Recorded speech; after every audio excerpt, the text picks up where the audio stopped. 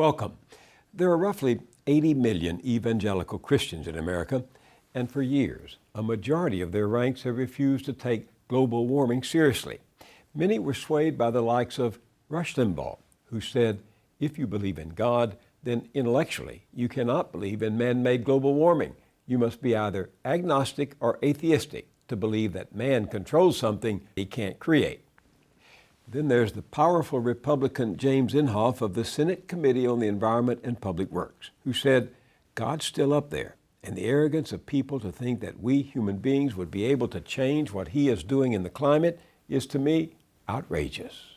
So it is that while more Americans believe global warming is real and caused by human beings, some 2/3 of white evangelical Christians are not convinced, and they wield a lot of political clout. These are people who believe that to be saved by God, you must be born again, your heart and mind transformed by a cathartic spiritual experience.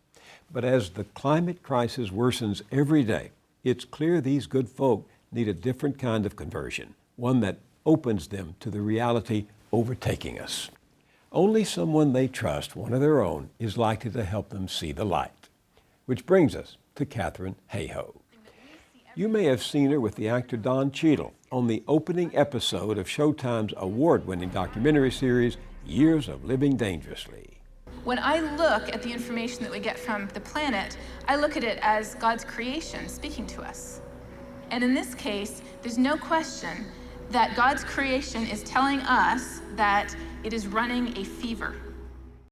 That fever has been running high on the plains of Texas, where Katharine Hayhoe lives.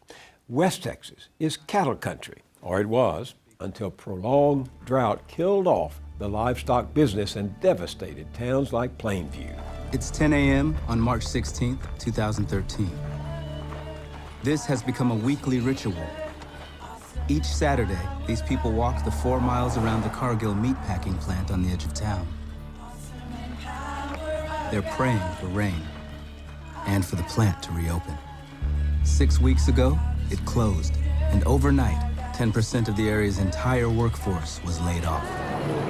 It shut down because of a 3-year drought that devastated the cattle herd here in Texas. And without cows, you can't run a meatpacking plant. Father, we pray for the situation in Cargill, my God, because as you bring the moisture, as you bring the rain, conditions will change, my God, because it's your rain. Katharine Hayhoe knows those believers well. She too is an evangelical Christian, also a rising star of climate science, named this year as one of Time magazine's 100 most influential people. She and her husband, Andrew Farley, who's a pastor, teach at Texas Tech University in Lubbock. Together, they wrote this book, A Climate for Change, Global Warming Facts for Faith-Based Decisions. Welcome. Thank you for having me, Bill. When I saw the film, I couldn't believe that that was the Plainview, Texas I knew many years ago. Then it was bustling like a beehive. The film reveals it as an almost lifeless place. Now, why are you convinced that this has to do with global warming instead of just the usual droughts that come and go in West Texas? Everybody living in Texas knows that droughts are just part of life there. So the first question people always ask is, well, how is this any different from what my daddy or my granddaddy experienced way back when?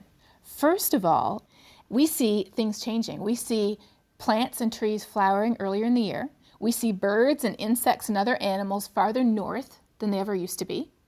It's warmer now in every season of the year in Texas because of climate change.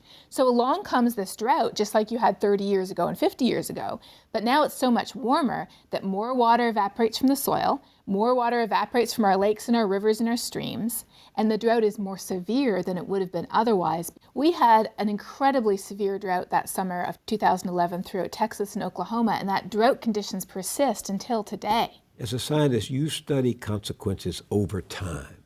And is it what's happening over time that has led you to think this is not just the weather, this is change? That's exactly right. One of the most common things people do is they say, oh, we had a cold year, or oh, we had a wet summer, therefore where's all this stuff? Where's all this global warming? Climate is defined as the long-term average over at least 20 to 30 years. So we can't just jump on some bandwagon and immediately say, oh, that heat wave was definitely climate change. We have to very carefully analyze the data and look to see if there is a trend laid over the pattern of natural variability. So we've always had our highs and lows, our wet and dry. But the assumption that our society is built on is that over long periods of time, 20 to 30 years, it all averages out. This is the assumption that we build our houses on, that we design our cities on, that determine where we grow our crops. What happens if that line is no longer stable? Then we still have our pattern of natural variability, but the highs are getting higher over time, and that's exactly what we see. The Christians who show up in the film think drought is an act of God. Mm-hmm. Are they counting on faith to save them? Oh, yes. I mean, there's signs everywhere saying pray for rain. During a drought, every church has a sign out front saying pray for rain. They have prayer rallies, they have prayer walks. We believe that God has the ability to do things like that. But as Christians, I think we also believe that God set up the world such that there are these types of natural events, good and bad, and there are consequences to our actions.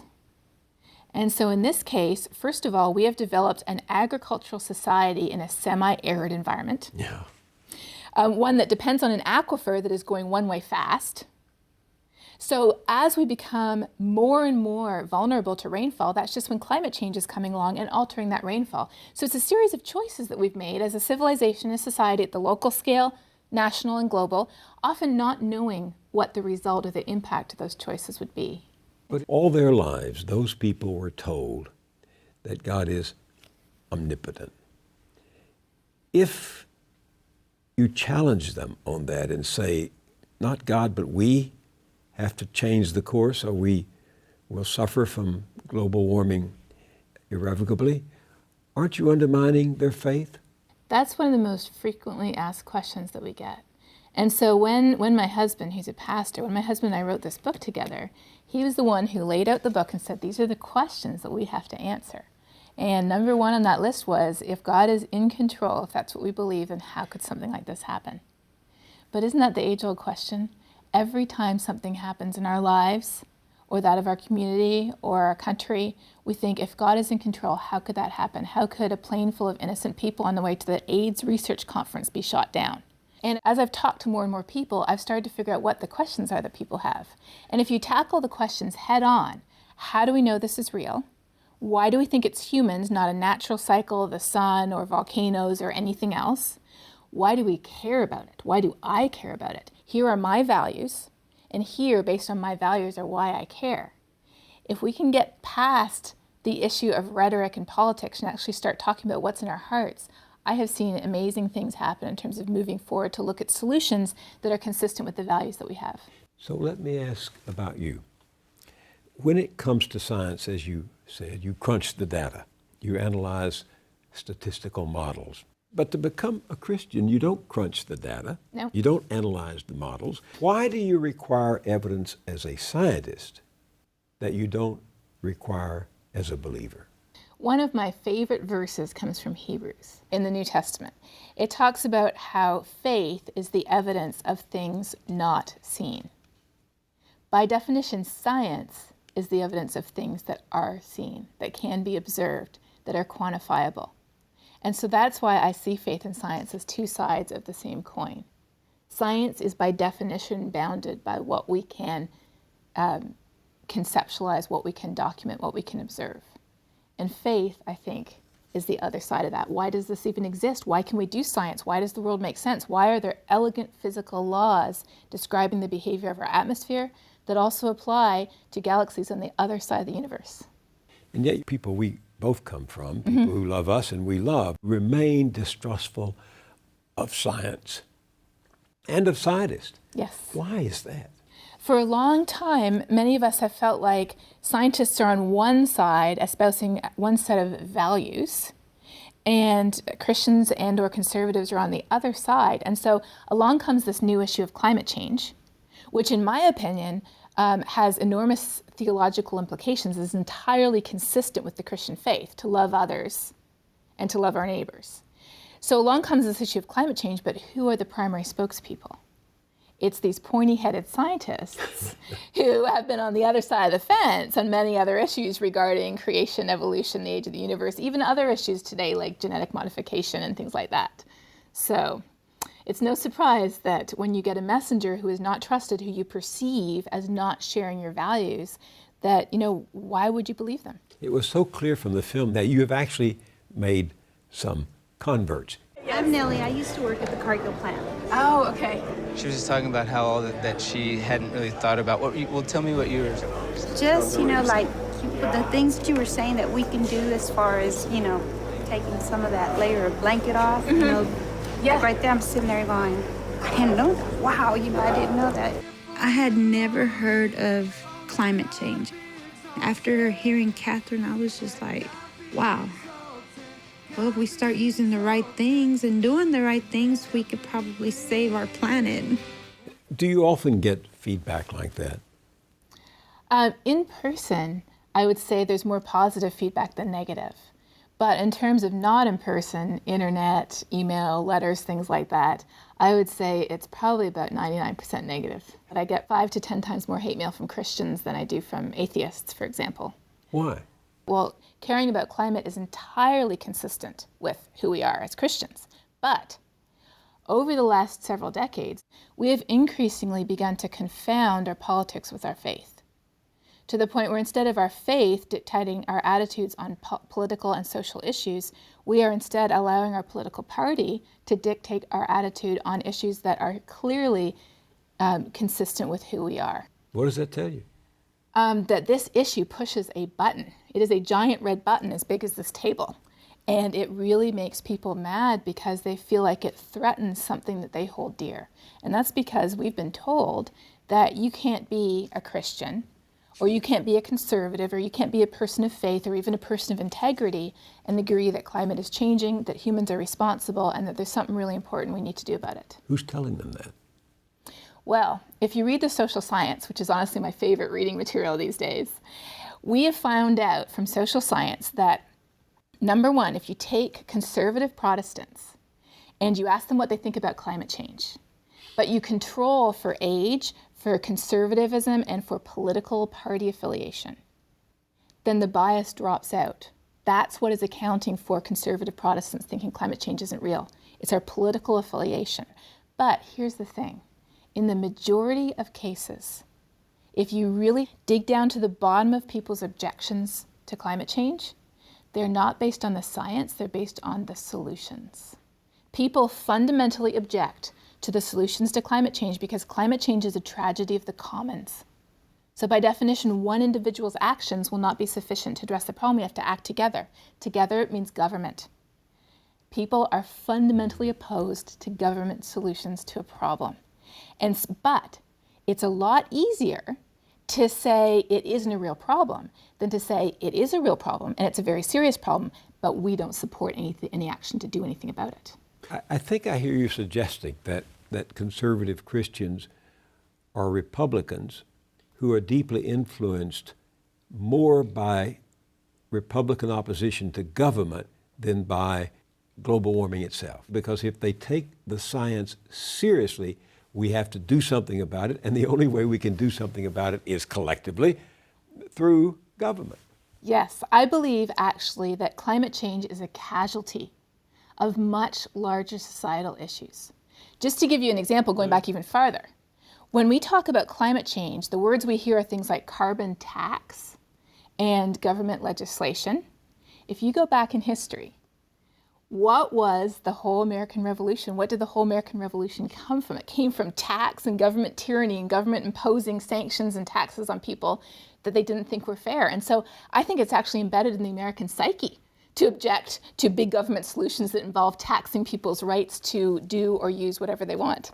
You've been quoted saying you feel like the conservative community, the evangelical community, and many other Christian communities have been lied to. By whom? So with climate change, we have people who we trust in our community. We have people who are Christians. We have people who call themselves Christians. We have conservative leaders who may not be Christian but are very respected within the community. And these are the people standing up telling us it's a hoax, it's not real, or even maybe it's real but it's not a big deal and we don't have to worry about it.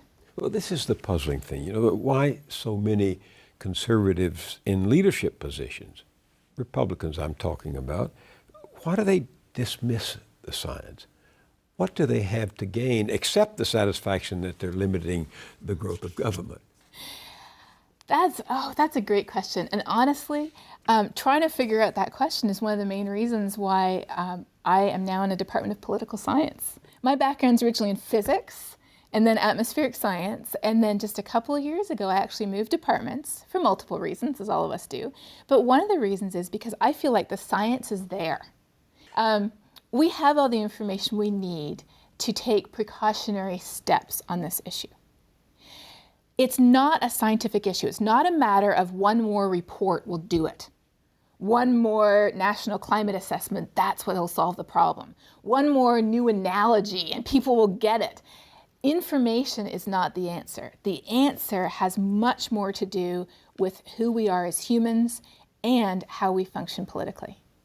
So why is it that two Christians walking down the same road of faith suddenly turn in exactly the opposite directions of belief about this issue of global warming? I think that relates to the fact that we often look to leaders we trust and respect to tell us what to think about it. And especially in the more evangelical parts of the Christian community, we have a leadership vacuum. I mean, aside from Billy Graham, it's hard to name a conservative Christian leader who's been around for decades. People come and go. We don't have a Pope Francis. We don't have, John Paul, who has written very extensively and eloquently on the environment.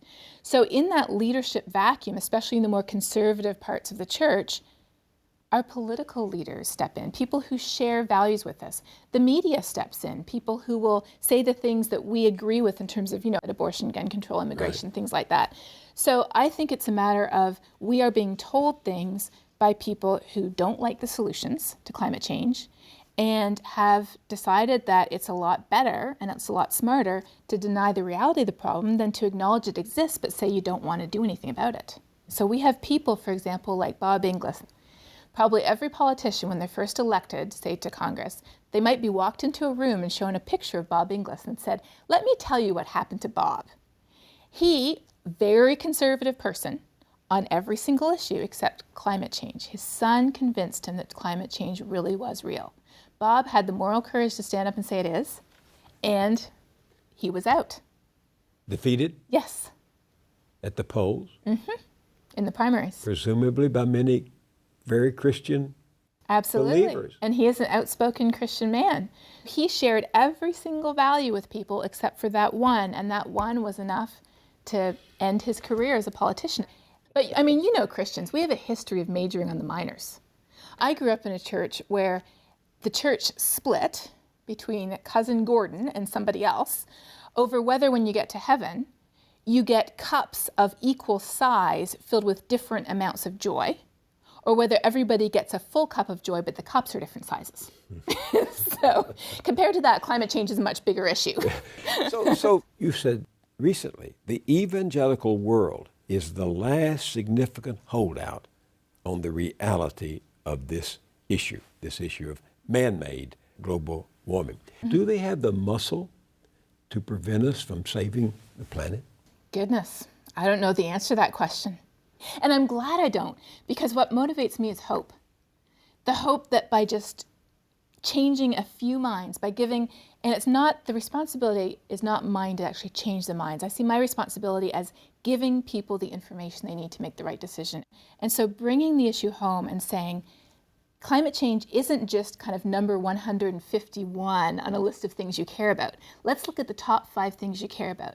Let's look at your kids' health, your job security, how much your bills cost to pay, like your air conditioning bill and your water bill, and your faith. Let's look at things that matter, and then let's talk about how climate change interacts with and affects the things that you already love, you already hold dear. And so my hope is, I don't know how many people have to make the right decision to change the balance, but all I know is I'm just going to do my part. All right, then give people some concrete, specific things they can do about it. 3 things. The first thing we can do is prepare to adapt to what we can't avoid. We already have a great idea of what is happening in each part of the country. Are we getting more frequent heavy rainfall and flood events? Are we seeing rising sea level? Are we seeing stronger hurricanes? Are we seeing more heat waves? Look at the U.S. National Climate Assessment. Great resource online, written in very plain English, not for scientists, for other people. That tells us what's coming, and it just makes sense. It's like we've been driving a car all these years, looking backwards. We need to take our eyes off that rear view mirror and actually look down the road and say, in 10, 20, 30 years, how high will sea level have risen? Therefore, should I be building my house here? How warm or how wet or how dry will it be? Therefore, what types of crops should we be planting, if any? So that's the first thing, adaptation. The second thing we have to do is mitigation.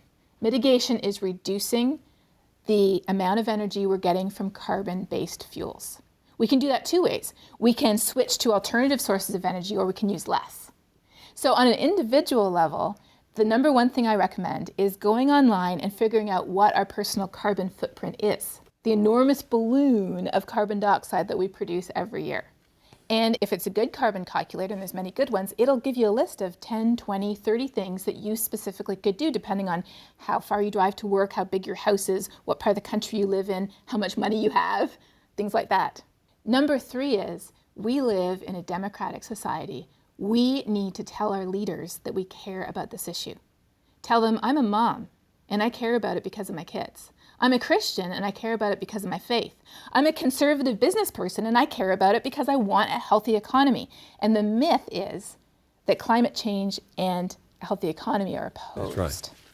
We have the ability, and I think we have the responsibility to do that in the society that we live. Your parents were missionaries. Yes. Are you? I'm starting to think I might be. For?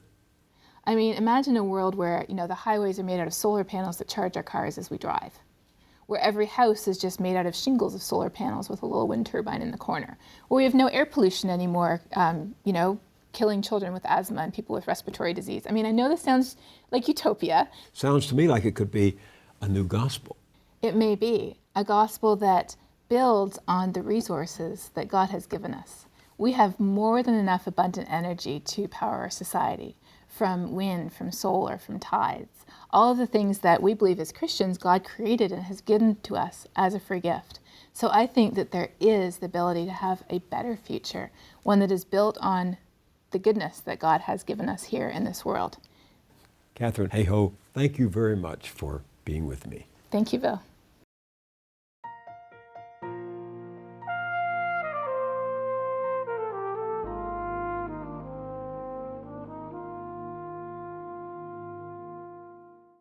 On Sunday, September 21st, Americans from all over the country are gathering here in New York City for the People's Climate March.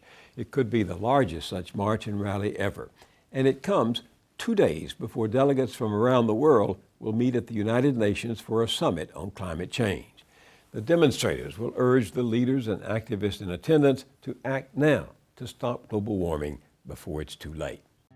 At our website, BillMoyers.com, you can find out more about the People's Climate March and the UN Summit, plus our continuing coverage of climate change news. That's all at BillMoyers.com. I'll see you there, and I'll see you here next time.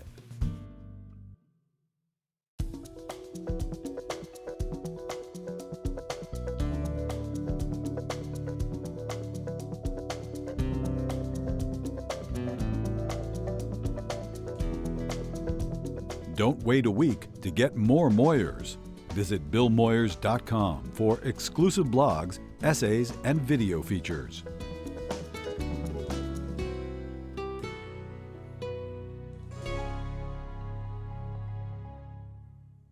Funding is provided by Ann Gumowitz, encouraging the renewal of democracy. Carnegie Corporation of New York, supporting innovations in education, democratic engagement, and the advancement of international peace and security at carnegie.org. The Ford Foundation, working with visionaries on the front lines of social change worldwide. The Herb Alpert Foundation, supporting organizations whose mission is to promote compassion and creativity in our society. The John D. and Catherine T. MacArthur Foundation, committed to building a more just, verdant, and peaceful world. More information at macfound.org. Park Foundation, dedicated to heightening public awareness of critical issues. The Kohlberg Foundation, Barbara G. Fleischman, and by our sole corporate sponsor, Mutual of America, designing customized individual and group retirement products. That's why we're your retirement company.